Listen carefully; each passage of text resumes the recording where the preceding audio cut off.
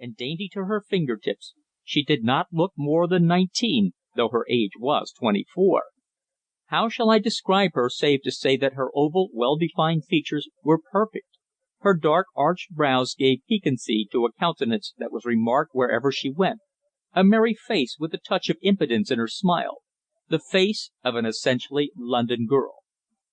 Only daughter of my father's late partner, James Shand, we had been friends from childhood, and our friendship had, 3 years ago, blossomed into a deep and mutual affection. Born and bred in Kensington, she cared little for country life. She loved her London, its throbbing streets, its life and movement, its concerts, its bright restaurants, and most of all, its theatres, for she was an ardent playgoer.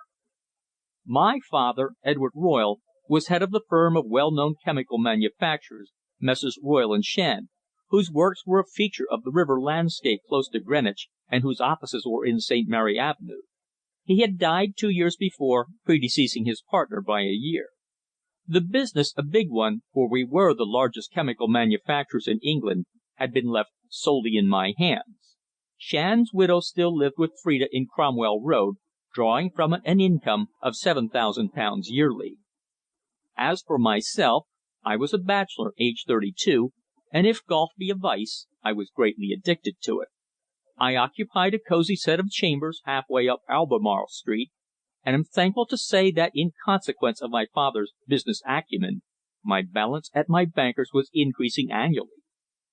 At the works at Greenwich nearly 2,000 hands were employed, and it had always been the firm's proud boast that they laboured under the most healthy conditions possible to secure in the manufacture of chemicals. My father, upon his deathbed, had held my hand and expressed to me his profoundest satisfaction at my engagement with the daughter of his partner, and almost with his last breath had pronounced a blessing upon our union. Yes, I loved Phrida, loved her with all my heart and all my soul. She was mine, mine forever. Yet as I sat at that little table in the white enamelled restaurant, gazing at her across the bowl of tulips, I felt a strange, a very curious misgiving, an extraordinary misty suspicion, for which I could not in the least account. I experienced a strange intuition of doubt and vague uncertainty. The facts we had just been discussing were, to say the least, amazing. Only the Metropolitan Police and myself were aware of the astounding discovery which had been made that morning, a discovery of which the ever vigilant London evening newspapers had as yet no inkling. The affair was being carefully hushed up. In certain quarters, high official quarters I believe, a flutter of excitement had been caused at noon, when it had become known that a mystery had occurred, one which at the outset New Scotland Yard had acknowledged itself utterly without a clue. About the affair there was nothing usual, nothing commonplace. The murder mysteries of London always form exciting reading, for it is surely the easiest work of the practised journalist to put forward from day to day fresh clues and exciting propositions. The present case, however, was an entirely fresh and unheard of mystery, one such as London had never before known.